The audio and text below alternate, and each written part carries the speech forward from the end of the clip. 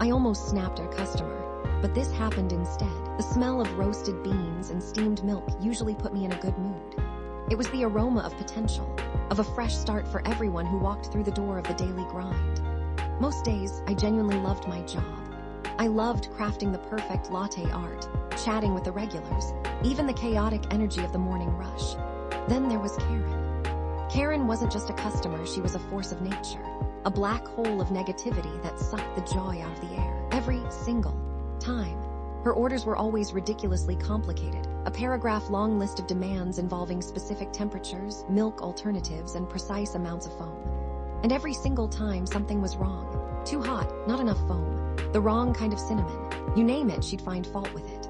For 3 years, I'd gritted my teeth, plastered on a fake smile, and remade her drinks. I'd tried to kill her with kindness, hoping she'd eventually realize the sheer ridiculousness of her behavior. But Karen thrived on the chaos.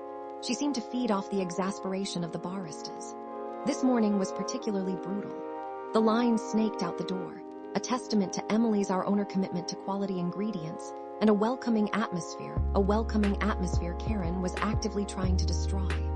My hands were already shaking from the caffeine overload and the constant pressure of keeping up. Mark, my coworker and resident coffee guru, gave me a sympathetic look from across the counter. He knew what was coming. "Looks like it's Karen's turn to grace us with her presence," he muttered, barely loud enough for me to hear. He didn't need to say anything more. I braced myself, and there she was, strutting through the door like she owned the place, her designer handbag swinging from her shoulder like a weapon. "Honestly," she huffed, cutting in front of someone who was clearly next in line. "The line is atrocious. You people need to hire more staff." I took a deep breath and plastered on my most professional smile.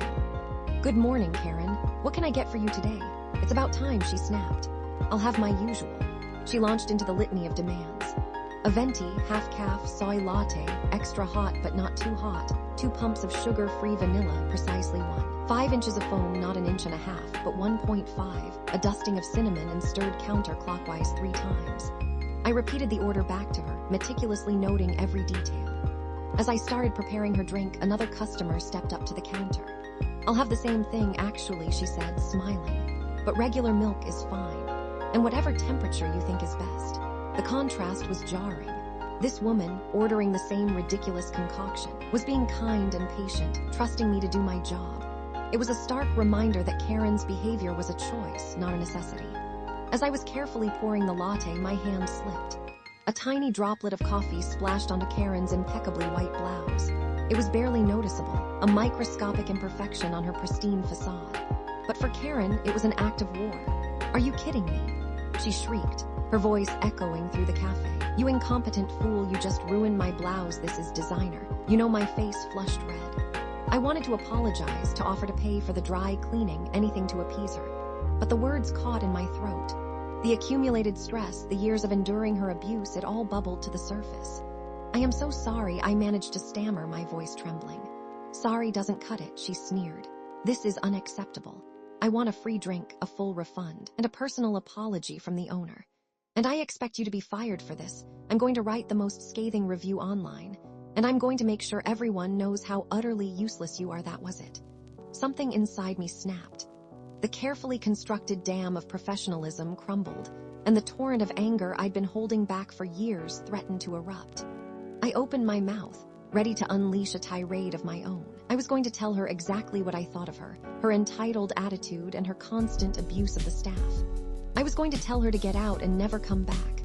I was going to risk my job, my livelihood, just to finally stand up to her.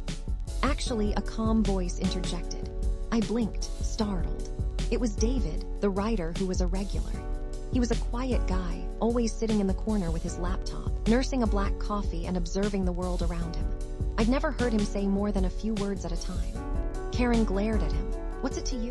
David remained unfazed. "Accidents happen," he said, his voice even and measured. "I'm sure it was unintentional, and she's clearly busy doing her job." "You have no idea what you're talking about," Karen scoffed. "This is about incompetence and disrespect." David paused, then gently pointed to a small sign Emily had put up near the register that morning. "Excuse me, ma'am, but is this not the policy stated by Emily?" Karen scoffed, then looked at the sign. Her face turned pale. "Rude or disrespectful behavior towards our staff will result in being banned from the daily grind." Karen tried to brush it off. Emily would never ban me. I'm a loyal customer. I spend a fortune here. She turned back to me, ready to resume her tirade. Now, where were we? I demand that someone else remake my drink. David calmly addressed Mark, who was watching the scene unfold with a mixture of apprehension and amusement. Excuse me, David said politely. Would you mind calling Emily? I believe she should be aware of the situation. Mark hesitated for a moment, glancing at me. I gave him a subtle nod. He picked up the phone and dialed. The tension in the air was thick enough to cut with a knife. Karen shifted uncomfortably, her face a mask of forced indifference. I could see the flicker of uncertainty in her eyes. It felt like an eternity before Emily arrived.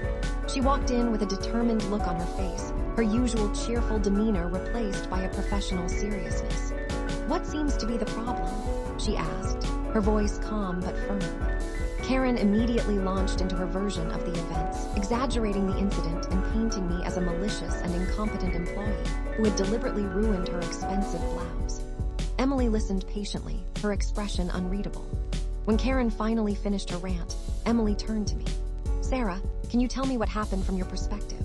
My voice was still shaky, but I recounted the events as honestly as possible, emphasizing the accidental nature of the spill and Karen's subsequent outburst.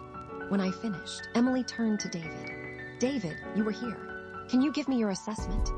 David, the silent observer, became the star witness.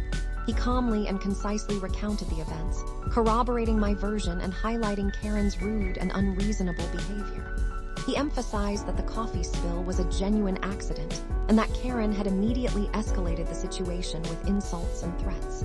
Several other customers, who had witnessed the interaction, subtly nodded in agreement with David, casting disapproving glances at Karen. Emily turned back to Karen, her expression now firm. Karen, I appreciate your patronage, but the daily grind values respect and kindness above all else.